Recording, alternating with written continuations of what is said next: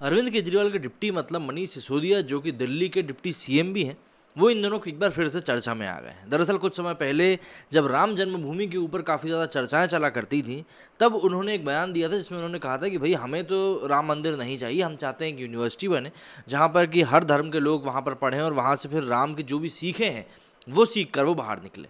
हालांकि हर धर्म के लोग उस यूनिवर्सिटी में पढ़ने को मुझे लगता नहीं है कि तैयार होते।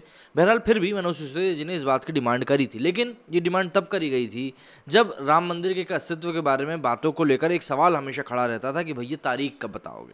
लेकिन आज की डेट में जब तारीख का डिक्लेरेशन हो गया, भूमि पूजन हो गया, राम मंदिर का निर्माण होना शुरू हो गया और अब लोगों को ये समझ में आ गया कि राम मंदिर जो है वो यूपी के चुनाव में एक बहुत ही अहम रोल प्ले करने वाला है, तो सभी लोग अब राम मंदिर के ही आगे पीछे घूमने लगे। जो लोग राम मंदिर के अस्तित्व के ऊपर सवाल उठाया करते थे कि भैया हमें तो उसको बनाना नहीं है, या फिर बनाना भी है तो वहाँ पर कोई यूनिवर्सिटी बनाएंगे, वही सब लोग अब राम मंदिर का ही दरवाज़ा खटखटाते हुए नजर आ रहे हैं। फिर चाहे वो अखिलेश यादव हों, चाहे मायावती हों, चाहे वो आम आदमी पार्टी हो। आम आदमी पार्टी दरअसल इस बार यूपी में चुनाव बड़े जोर शोर से लड़ने के मूड में लग रही है और काफ़ी तैयारियों के साथ वहाँ पर जा रही है। ऐसे में यूपी के जो मेन मुद्दे हैं उनको उसको समझना पड़ेगा और यूपी की राजनीति में जो सबसे बड़ा रोल प्ले करने वाला मुद्दा है वो है राम मंदिर का मुद्दा। तो ऐसे में अगर भाजपा को उसे घेरना है तो भाजपा को घेरने के लिए कहीं ना कहीं उसे राम मंदिर की ज़रूरत तो पड़ेगी।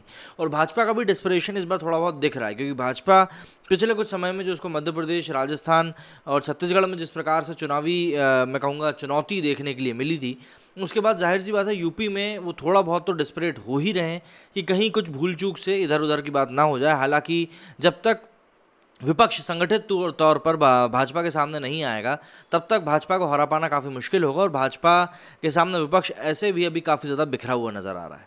मनीष सिसोदिया रामलला के दर्शन करने अयोध्या पहुंच गए। महत्वपूर्ण घोषणा है, खासकर इसलिए क्योंकि यही सिसोदिया श्रीराम जन्मभूमि स्थल पर मंदिर नहीं बल्कि विश्वविद्यालय चाहते थे।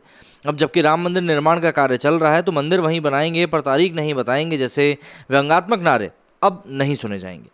अयोध्या में राम मंदिर निर्माण को लेकर संघर्ष और अदालती लड़ाई किसने लड़ी ये जग जाहिर है। दशकों तक चले आंदोलन का विरोध किस किस स्तर पर हुआ और किसने किसने किया, ये तथ्य भी अब इतिहास के दस्तावेजों का हिस्सा बन ही चुके हैं। सत्तासीन सेक्युलर राजनीति दलों ने कब और क्या क्या किया उसका जिक्र राजनीति तौर पर हमेशा होता रहेगा। कार सेवकों पर गोलियां बरसाने से लेकर चुनी गई सरकारों को बर्खास्त करने तक सारे तथ्य सरकारी दस्तावेजों में समा चुके हैं। भारतीय पुरातत्व सर्वेक्षण की रिपोर्ट को अदालती कार्रवाई में कैसे दरकिनार करने की कोशिशें हुई, ये भी किसी से छुपा नहीं है। सर्वोच्च न्यायालय में मुकदमे की सुनवाई 2019 के लोकसभा चुनाव तक रोकने की सिफारिश किसने करी, वो भी एक अब ऐतिहासिक दस्तावेजों का हिस्सा है। कौन श्री राम जन्मभूमि स्थल पर विश्वविद्यालय चाहता था और कौन अस्पताल और कौन स्मारक, ये आने वाले कई दशकों तक याद रखा जाएगा। श्री राम जन्मभूमि स्थल पर जिन लोगों ने विश्व स्तरीय विश्वविद्यालय बनवाने की इच्छा जाहिर करी थी उनमें आम आदमी पार्टी के नेता प्रमुख थे। मनीष सिसोदिया का एक वीडियो आज भी जब तक चलने लगा है जिसमें वे मंदिर की जगह पर विश्वविद्यालय बनाने की इच्छा जाहिर करते हुए देखे जाते हैं। पार्टी के अन्य नेता भी समय समय पर श्री राम जन्मभूमि स्थल पर मंदिर ना बनाए जाने की इच्छा जाहिर कर चुके हैं। ये सब उस तथाकथित धर्मनिरपेक्षता की रक्षा के नाम पर किया गया था जब सेक्युलरिज्म फैशन में था और सब फैशनेबल दिखना चाहते थे। यहाँ तक कि अंतिम प्रयास के रूप में श्री राम जन्मभूमि न्याय पर जमीन घोटाले का निराधार आरोप लगाने में भी कोई नहीं हिचका।